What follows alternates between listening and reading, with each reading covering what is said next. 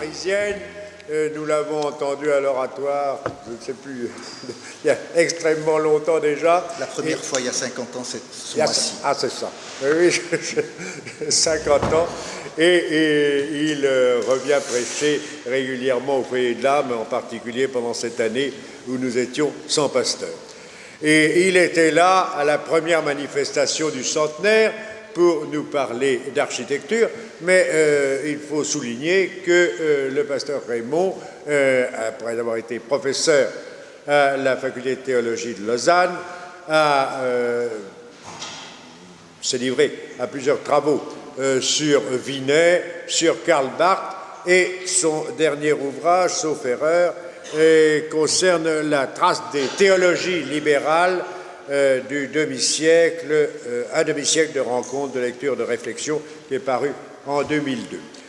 Donc, nous l'accueillons aujourd'hui pour nous parler de cette manifestation du foyer de l'âme, et je suis certain qu'il va nous apporter de nouvelles lumières sur un sujet qu'il connaît si bien.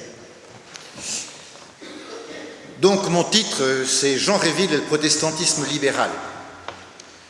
En 1903, probablement en début d'année, paraît à Paris, chez Fischbacher, un ouvrage que j'ai oublié de prendre avec moi, je m'en suis rendu compte dans le train, c'était un peu tard, de Jean Réville.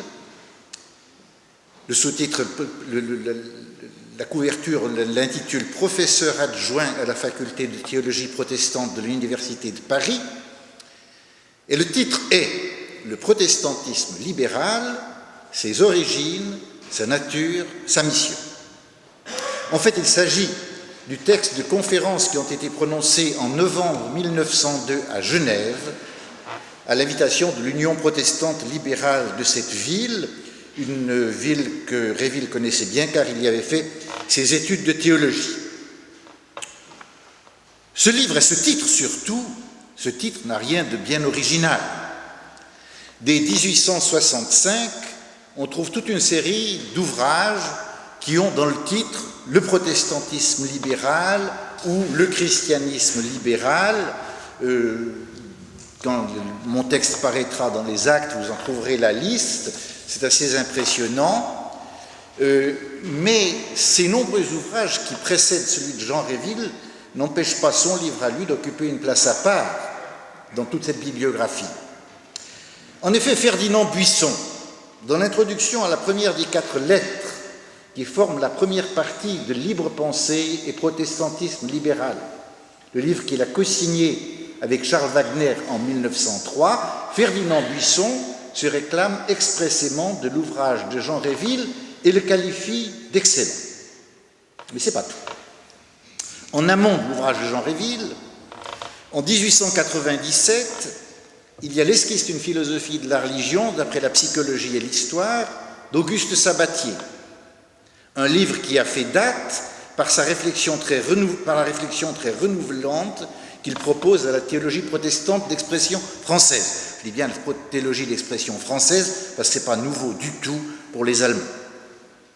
En 1901, paraissent à Leipzig les célèbres leçons du professeur berlinois Adolf von Harnack sur l'essence du christianisme, traduites et publiées en français en 1902, puis dans une meilleure traduction d'André Numa Bertrand, déjà cité par mon prédécesseur ici à cette place à propos de la correspondance des pasteurs libéraux, dans une nouvelle version en 1907.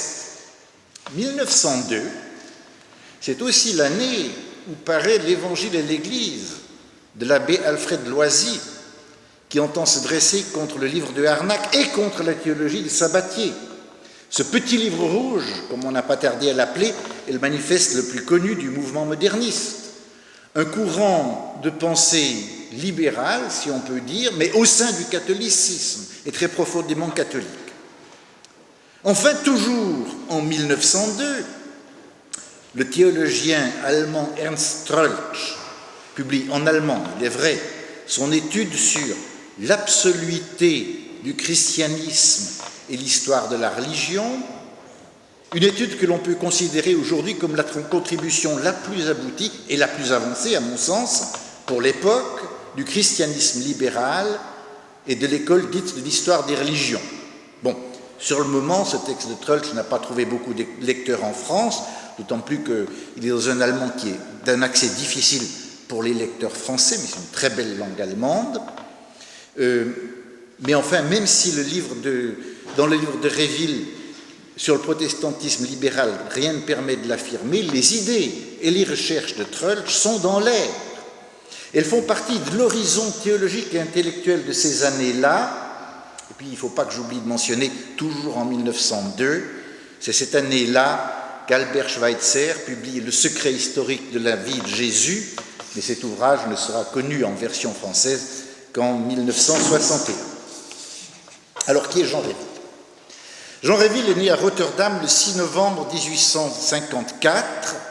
Il est le fils d'Albert Réville, pasteur en Normandie, puis aux Pays-Bas, avant d'être élu en 1880 titulaire de la première chaire d'histoire des religions du Collège de France, ce qui, comme tel, le fait renoncer à toute fonction au sein des églises réformées, ceci par respect pour le caractère laïque de ce prestigieux établissement. En janvier 1886, Albert Réville, donc le père de Jean, est de surcroît nommé directeur d'études pour l'histoire des dogmes à la 5e section de l'école pratique des hautes études, la section dite des sciences religieuses, qui a été ouverte pour suppléer, mais en toute laïcité, à la faculté de théologie catholique de l'Université de Paris, qui vient de fermer ses portes. C'est une ascendance significative, à mon sens. Elle témoigne d'une prise de conscience dont l'importance ne saurait être méconnue, en particulier parmi les chrétiens, à savoir que les autres religions que le christianisme ne se contentent pas d'exister, elles demandent à être reconnues et examinées en toute impartialité, si possible sur pied d'égalité avec le christianisme. La démarche n'est pas entièrement nouvelle, on la trouve déjà sous la monarchie de Juillet. Mais enfin, la nomination d'Albert Réville au Collège de France, puis à la 5e section, fait figure du nouveau départ pour la science des religions.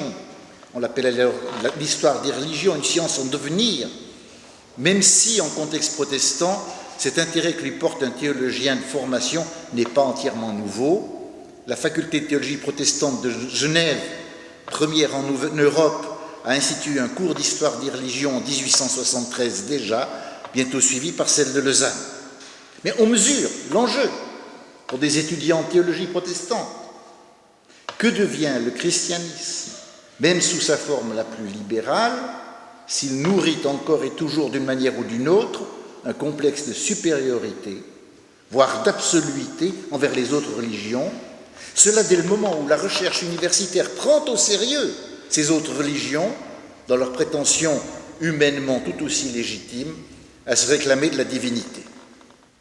En fait, en 1880, au moment où Albert Réville accède au Collège de France, dans le contexte très laïque du monde universitaire français, déjà à ce moment-là, le problème est moins celui de la place du christianisme parmi les autres religions que celui de la place et de la fonction de la religion comme telle dans la culture et la destinée humaine en général. Albert Réville aborde le problème de front dans sa leçon d'ouverture, et cela non sans panache. Je cite, ça vaut la peine. Comment ? Voilà une activité de l'esprit qui vit de sa vie propre et qui de plus se mêle à toutes les autres, qu'à chaque instant elle détermine et domine, et il ne serait pas intéressant, il serait oiseux, il serait inutile de consacrer à la religion un chapitre tout spécial du grand livre de l'histoire. Mais je vous dis qu'au contraire, vous n'avez pénétré jusqu'à l'âme de cette histoire, jusqu'à l'âme de l'humanité, que lorsque vous êtes arrivé sur ce terrain-là, que le jour où, après avoir dit « voilà ce que les hommes ont fait », vous pouvez ajouter « voilà ce qu'ils ont cru et comment ils ont adoré ». Et un peu plus loin, ces lignes qui ne sont pas sans rappeler les discours de Schleiermacher sur la religion, « quel que soit votre idéal, celui auquel vous sentez que vous devez vous subordonner, vous donner, au besoin vous sacrifier, vous avez de la religion, tout aussi bien que ceux dont vous repoussez peut-être toutes les croyances. Vous vous alignez à côté d'eux ou à leur suite. Vous aussi, vous relevez de notre histoire. Vous en êtes tout bonnement un chapitre à part, et il faudrait être dénué de tout esprit philosophique pour ne pas reconnaître ce qu'il y a de permanent sous ces innombrables formes, pour ne pas saluer ce qu'il y a d'immortel dans cette tendance humaine qui, de même que le phénix antique, ne meurt jamais que pour revivre. Bon, ce n'est plus là tout à fait le discours que tiendraient aujourd'hui les tenants universitaires contemporains de la science des religions. Le pasteur, le prédicateur, les repérés, affleurent par trop sous la rhétorique du professeur. Il suffirait de peu pour qu'Albert Réville doive reconnaître combien sa conception du fait religieux dépend de son propre itinéraire au sein du protestantisme. Vous avez de la religion, c'est aussi ce que ne cessent alors de répéter les représentants du protestantisme libéral aux libres penseurs qui les entourent, et ils en viennent plus d'une fois à affirmer que ces libres penseurs, dans leur refus de la religion, ont peut-être plus de religion que les gens dont la religion apparente n'est en fait qu'une contrefaçon de la vraie religion. Mais comment savoir ce qu'est la vraie religion? Le christianisme, ici, entre autres sous la plume d'Albert Réville, remonte immanquablement le bout de l'oreille, toujours dans la perspective du protestantisme libéral. Il devrait suffire, dans cette perspective, de remonter à la prédication de Jésus de Nazareth, telle que la lecture historico-critique des textes évangéliques permet de la mettre en évidence, pour dégager ce christianisme authentique de la gangue dans laquelle il est pris. Avec peut-être un peu moins d'envergure et de brio que son père, Jean Réville se situe dans la même perspective. Lui aussi se veut historien. Historien des évangiles, historien de l'Église, historien des religions. Dans les sciences dites morales, qu'on qualifie aujourd'hui d'humaines, je ne sais pas si elles ont cessé d'être morales, c'est une autre affaire, l'histoire alors est le maître mot du moment, raison pour laquelle à cette époque on ne dit pas science, mais histoire des religions. Les exigences de la recherche historique sur les origines du christianisme sont aussi le problème qu'a empoigné Auguste Sabatier. Mais Jean Réville n'est pas entièrement d'accord avec lui, comme en témoigne sa critique de l'esquisse d'une philosophie de la religion. Je cite Jean Réville. Monsieur Sabatier dit que le problème de la théologie est de concilier ces deux affirmations. Le christianisme est la religion idéale et parfaite, et le christianisme est une religion historique. Je n'arrive pas à comprendre comment M. Sabatier les concilie sans abandonner le principe même de la méthode historique. Il y a, ce me semble, sur ce point central de la philosophie chrétienne de M. Sabatier, comme une survivance de la doctrine théologique traditionnelle, d'après laquelle justement la perfection divine s'est incarnée dans une individualité historique soumise à la vie conditionnée des créatures. Fin de citation.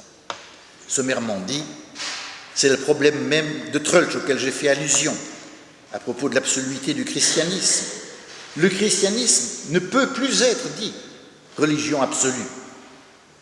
Cela, Sabatier ne l'a pas clairement perçu ou ne l'a pas admis, lui qui voyait toutes les religions, je le cite, montant lentement des vallées obscures pour se rapprocher les unes des autres et tendre au christianisme comme à un autre Mont Blanc.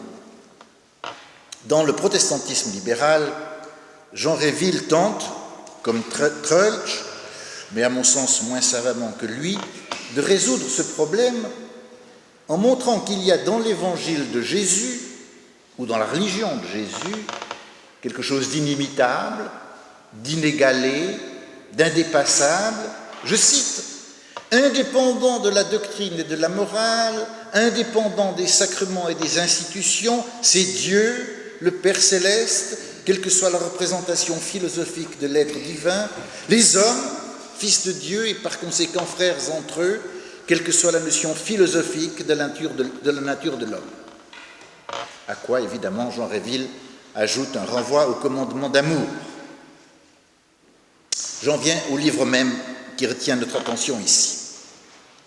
Jean Réville s'y veut sans prétention, tout en se faisant, je cite, un devoir de parler avec une entière franchise.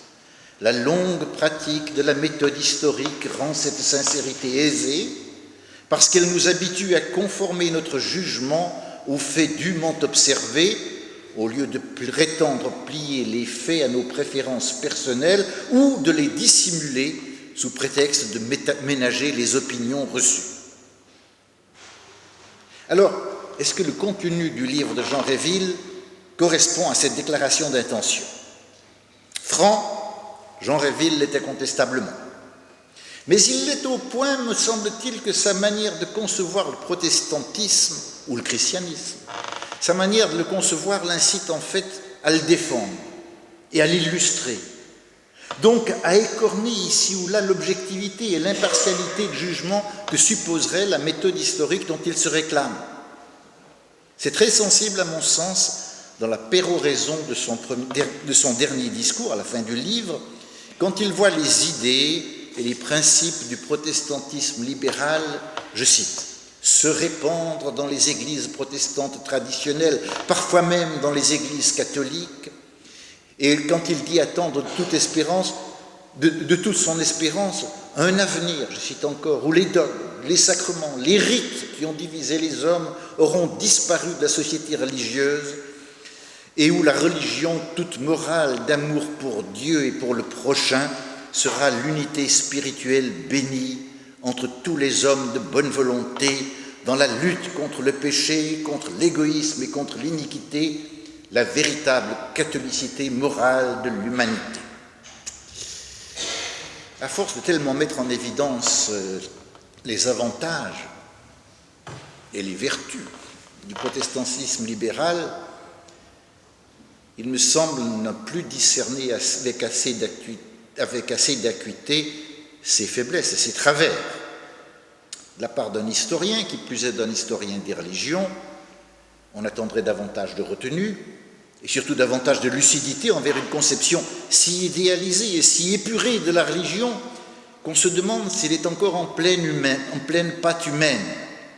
Et sur ce point, il faut reconnaître, Loisy voyait assez juste quand il reprochait à Arnac, pourtant beaucoup plus réaliste à cet égard que ne l'était Jean Réville, de défendre une forme de christianisme qui n'était pas une véritable religion. Car toute religion, pour Loisy, a une dimension collective et institutionnelle, et le christianisme n'échappe pas à cette règle. On ne saurait donc, je cite Loisy, ramener un mouvement aussi considérable que le christianisme à une seule idée, à un seul sentiment. Bon, ça n'entraîne évidemment pas que nous devions donner raison à Loisy dans sa défense somme toute arrogante du catholicisme.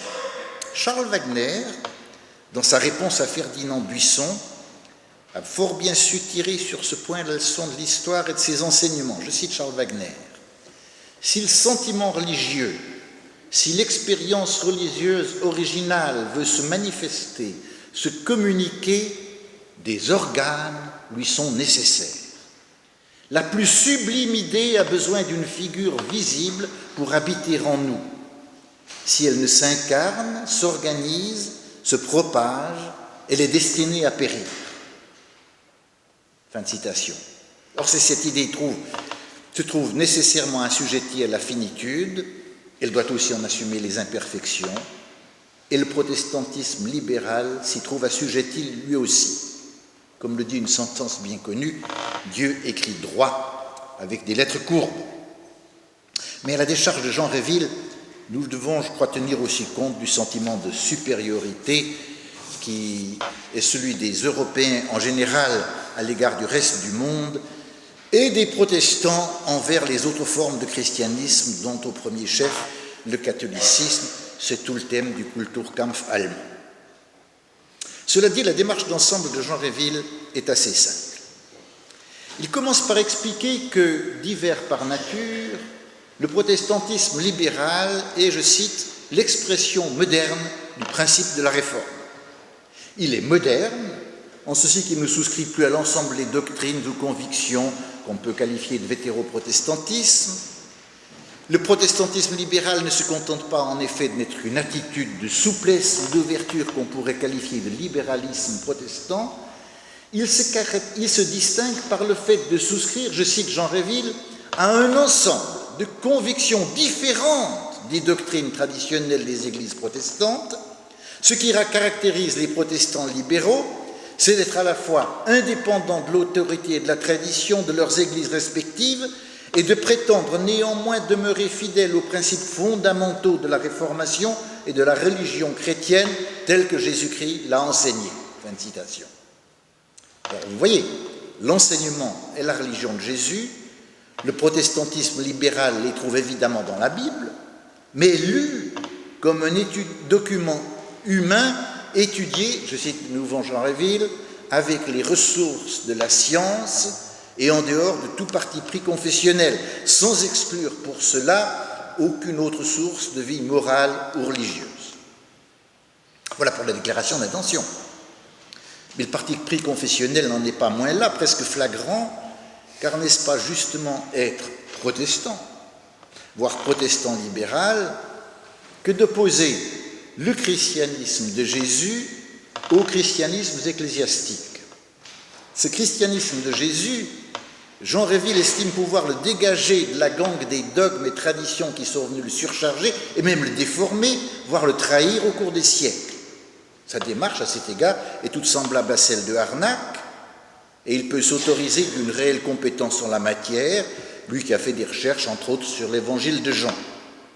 Mais on peut se demander si, comme Harnack, il n'est pas porté par-devers lui à mettre en évidence dans les textes évangéliques un Jésus et un message par trop conformes à l'idée que peuvent s'en faire les intellectuels européens au cap du XXe siècle. Je cite, « L'évangile tel que l'a prêché Jésus est tout simplement la religion et la morale indissociablement associées dans les profondeurs de la conscience humaine. » Je suis d'accord. Mais Jésus et son message, tel que les comprend au même moment Albert Schweitzer, dénotent par rapport au canon de notre modernité à nous une étrangeté et même une sauvagerie que la raison très éclairée de Réville ou de Harnack a visiblement quelque peine à concevoir, à cette nuance près, encore une fois, que la thèse dite de l'eschatologie conséquente que défend Albert Schweitzer n'a commencé à trouver audience qu'après la Première Guerre mondiale. Jean Réville ne s'en remet toutefois pas qu'aux seules lumières de la recherche historique et de la raison éclairée par la conscience. Il attache un très grand prix, et ça c'est important, à l'expérience religieuse. C'est le titre de sa deuxième partie. Le protestantisme libéral, explique-t-il, ne fonde la religion que sur l'expérience religieuse, non sur des argumentations théologiques ou philosophiques. Cette expérience, dit-il encore, tient au sentiment d'une relation vivante entre l'individu humain et les puissances ou la puissance dont l'univers est la manifestation. Schleiermacher et ses discours, de toute évidence, sont passés par là, même si Jean Réville cherche à se montrer plus historien religion ou plus phénoménologue que le professeur berlinois, en évoquant au passage la possibilité que la manifestation de l'univers puisse être le fait de plusieurs puissances et non d'une seule. Mais ce prix attaché à l'expérience religieuse est ce qui, me semble-t-il, distingue le plus nettement le protestantisme libéral de Jean Réville, mais aussi celui de Charles Wagner, de celui d'un Ferdinand Buisson.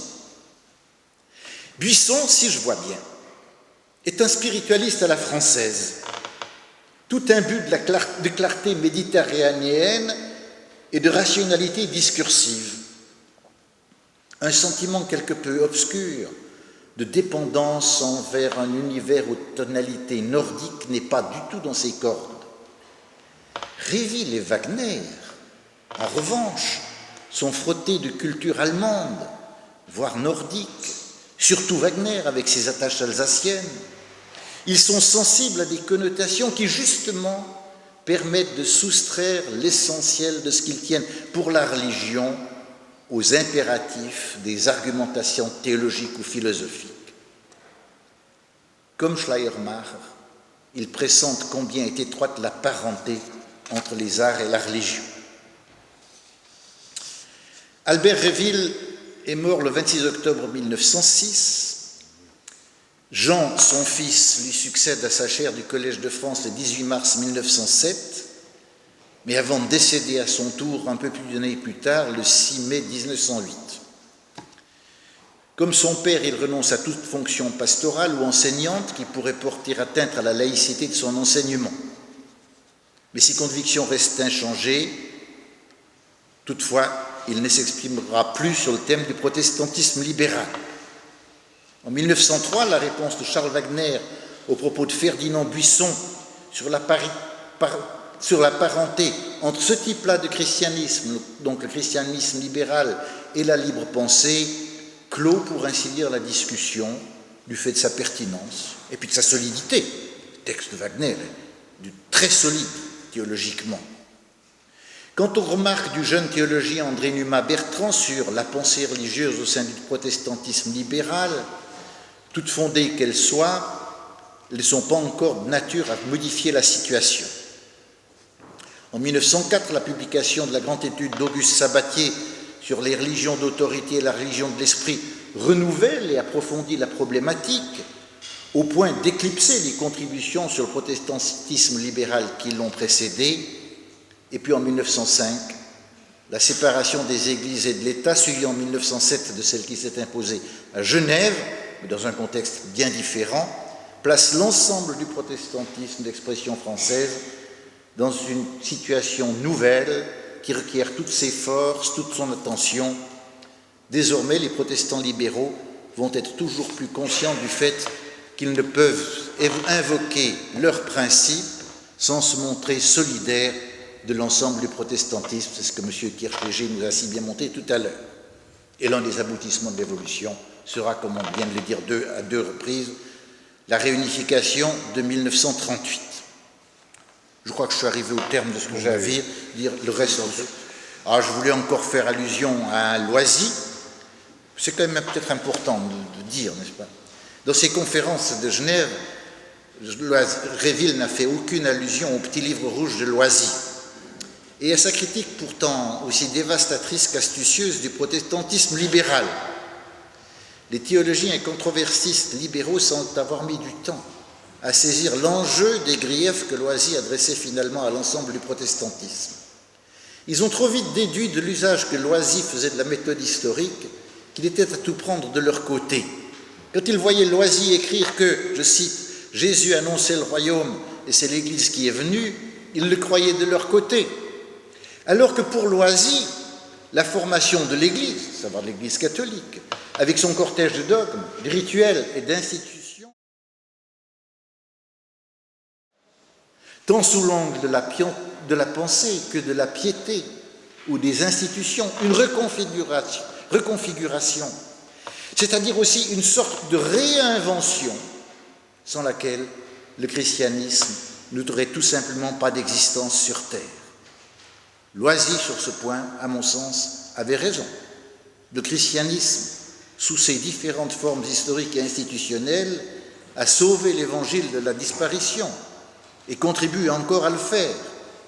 Mais sur ce point encore, le protestantisme, et plus particulièrement le protestantisme libéral dont Jean Réville défendait la cause, avait encore plus raison que Loisy, car il ne faut jamais laisser de préserver l'Évangile de ses enlisements dans le cléricalisme, l'ecclésiasticisme et les différentes formes de ritualisme qui ne cessent de le menacer.